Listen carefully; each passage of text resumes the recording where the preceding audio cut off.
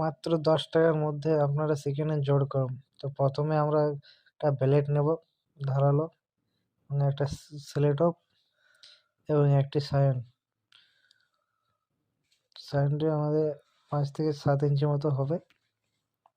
তো সেই সাইনটিকে আমরা প্রথমে ব্লেড দিয়ে কেটে নেব ভি শেপে। তো অবশ্যই ধারালো ব্লেড নিতে হবে। আমরা এই সাইনটিকে কেটে নেবেছি ভি শেপে। অবশ্যই লক্ষ্য রাখতে হবে এক টানাতেই কাটতে হবে। এবং একটি স্টক আমরা কেটে নেব ব্লেডের সাহায্যে। তো স্টকটা আমরা পাতলা যে সবুজ যে ছালটা আছে সেই সবুজ ছালটাই নেব আমরা, কিন্তু কাঠের অংশটা আমরা নেব না।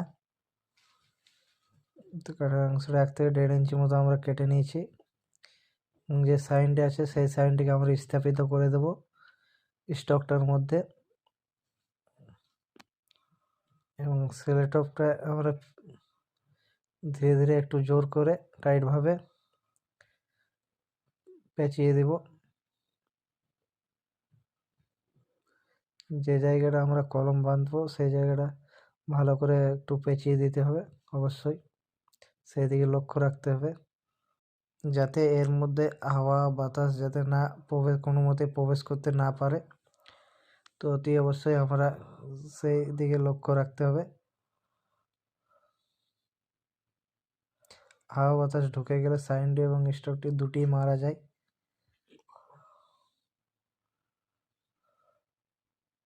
আমার কলম বাঁধাটা হয়ে গেছে।